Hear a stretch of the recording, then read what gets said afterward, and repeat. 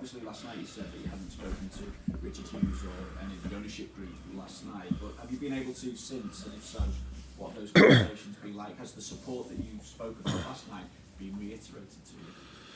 Yeah, we've had the same conversations as we've had since I'm here. And as I'm not sure if I said it last night, but we fight on and we try to improve. That's what we all try. But the conversations have been the same as they've been for the past 1.5 years. For you at the moment, is there an anger, or maybe that's too strong, is there a frustration or a feeling of being let down by your players at the moment who aren't necessarily reaching the standards that we've come to expect from them? No, not at all. Although I do agree with you that our standards, and with our I mean the team, have not been of the standards that we are used to and that we want. So we think we can play better than we do. But last season, when we did really well, there was a lot of focus on certain individuals, and I always said it should be about the team, and the team makes the individuals look very good. And if the opposite is happening, we should also look at the team and not at the individuals. So that's where it's about for me. You also said that you have to look at yourself. What can you do different, if anything? Nah, that's not so easy to say what can I do different, but it's quite normal if you win or lose or draw that you reflect on a game. Which decisions have you made? What have you done during the week? All kind of usual things managers do if they win or lose. But maybe you do it a little bit more if you lose. You try to find the answer to what is needed to win a game of football. And in the end, it's about doing what this club is about, is keep fighting. And no matter how difficult it is, we have to fight together. But it would also be nice if we would reward ourselves in the moments we play well, because people are very focused and correctly about the parts we don't play well, but there are definitely large parts of the games where we do play well and where we do create a lot of chances, and we tend to forget to reward ourselves in those moments, and every small mistake or small error immediately leads to us conceding a goal, and that is a very bad cocktail to have. Kind of follows on to my final question, is how pressurised with the situation is this then for you as a group, for you personally, and how inhibiting can that pressure be? No, there's a lot of pressure if you work or play at a top club, and even more so if you start losing more games than this club or this players or this manager is used to. So then there's always pressure. But there was a lot of pressure last season as well for us to win the league, and now it's a different kind of pressure because we've lost so many games. But what it does to me, I can just do the same, but I don't have to play. So maybe my job is a little bit easier if it comes to this, because I think it's hard for every player if you are in a bad run of results, if you go down immediately after 3 minutes, and then you play a good first half, and then 10 minutes after halftime again you concede. So we get knock after knock after knock, which is hard, but that's why I keep saying that, especially when that happens, we have to keep fighting, and that's what we've done so well last season, and what this club is about for so many years, and that's what we expect. The minimum what I and we expect is that we do this over 90 minutes, which is not always easy if you get knock after knock after knock. Can I just ask you about the fitness of some of your players? Yeah. Who obviously with his problem that he picked up, and how Florian and Alisson are as well? Ali trained again with the team today, so we hope and expect him to be available in the weekend. Florian will have his final day of rehab tomorrow, so if that all goes well, he could train with the team on Saturday. And the third one was Hugo. Yeah, of course today was recovery, but they don't expect that it has to be a big issue. But yeah, games come fast, so let's see for the weekend. But it shouldn't have to be a big issue. As far as West Ham are concerned as well, it feels like it's been a long time for you that they're moving in a different direction now under Nuno Espirito Santo. They seem to have got a new wind and a fresh confidence of their own, I suppose. How do you feel they've been doing?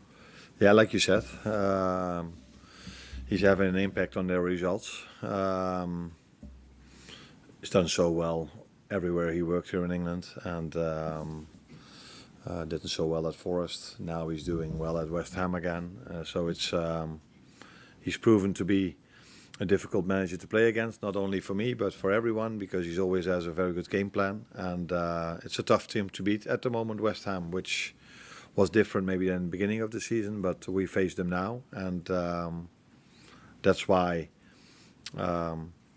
we definitely need to be ready for a challenge, because that's what they will give us, because they know, of course, after our recent run of results, that that's probably different for them to play against us now than it was 3 or 4 months ago.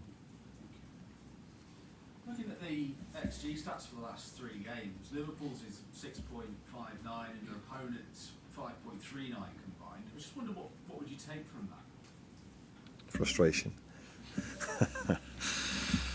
XG don't always tell you the right story, because I think it's also important when do you get those chances. So and after you concede, you tend to be more open than when you're 1 or 2-0 up. I think when we were 1-0 up against Real Madrid and 2-0 against Villa, we hardly conceded a chance, and that has happened in many more of our games when we were leading. But yeah, when you chase the game, you concede normally more. But I think a large part of this XG that we create is in the first part of the game as well. And that's why one of the players said today, and I just used that quote, we don't reward ourselves for good phases of the game or good parts of the game. And this is probably what is best shown in our XG created, because it's ridiculous, because normally you score more than your XG. The amount of times you see a team scoring 3 or 4 goals from from a low XG value, and then if you see our XG yesterday evening, but yeah, I didn't need XG to know that we missed a lot of chances. And Curtis Jones gave quite a passionate interview after the game last night. I just wondered what you thought of what he said, and that kind of passion, that anger, that frustration. How does it feel when you hear your players speaking like that? Then you assume that I heard what he said, and that is what I didn't. So I, after the game, I have to do 120 interviews. He said that he was past being angry and spoke about wanting to be a dog and tackle out there, do some of those kind of things as well. Really good if you bring it to the game, and I think this is what the players at least tried to do yesterday. All the data in terms of running data were very high. They had a lot of personal bests, so they tried yesterday a lot, but it didn't lead to anything in terms of result. And I think this is what he is saying. If we can bring this as a team to the game, this is where is the minimum I expect, and the minimum defense expect from us, that we fight. And this is, I use the word fight, he uses probably some other words, but I think we're on the same page when it comes to how we want to get out of this situation. Carl at the back. Just wondering how you go about restoring damaged confidence, because I assume that's something obviously you can't train that into them. But is there anything you can do to try and help them? Because it's obviously morale is so low on the pitch at times. That last thing I think should be said extra at times, because I don't see it being low when we start the game. I didn't even saw it low after we conceded the 1-0 yesterday. But after the 3rd, the 4th or the 5th knock, then after the 3-1, I also saw a very difficult 5 to 10 minutes. But before that, even when we conceded the 2-1, again had a disappointment. We were able to generate enough chances, enough XG to make the 2-2. But after they scored the 3-1, I could indeed see that it hurt the players, and that wasn't the period where our fighting spirit was the best in the game, to say it mildly. But when they're in that mindset, are you confident your message is still getting across to them? After the 3-1, it's very difficult to get a message across to them when I'm at the sideline. But before the game and during half-time, I think the message comes across to them. If I see how we create our chances, it is a lot of the things we train and what is in the meeting. But unfortunately, it doesn't lead to goals, and that is difficult for them, for me, for our fans, for everyone. But that the message comes across is very clear to me if I see the way we generate our chances. That is a lot from the work we do on the training pitch and during the meetings. So yeah, that's for me that's obvious. But yeah, when we're 3-1 down, then it's difficult to get the message across. If you're standing not so far, but if you're not standing on the pitch. Beth? Can I just ask about Joe Gomez? I know you obviously said the other day he had an injection last week, but how close is he to being able to play sort of meaningful minutes? Oh, close. He could have been involved yesterday as well in terms of minutes. But yeah, when we are 2-1 down or 3-1 down, I tend to make offensive substitutions. And for him to start a game is also definitely a possibility. But Konate didn't train 2 days before the game. He was a bit of a liability 2 days before. And then if you don't have that many defenders to start with, two players that maybe might not be able to play the whole 90, that's kind of a risk as well. So I decided to keep him. How do you say this? But you know probably what I mean. To keep him there for if Ibu was injured, and not to have to make two substitutions, because then probably would have ended up with one or two defenders. How did you sleep last night?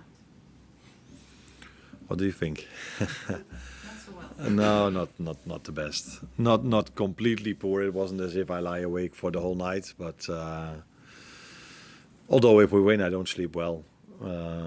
Also, so then there's probably a lot of adrenaline, and now there's a lot of thoughts going through your mind. But I had a few hours of sleep, enough to be able to be fresh again this morning.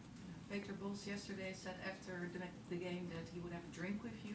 Did you have that drink? What did you talk about? No, unfortunately, I asked him to come in, but I had quite a lot of media work to do. And afterwards, when I came in, it was already a bit too late. So I will text him today to one more time congratulate him.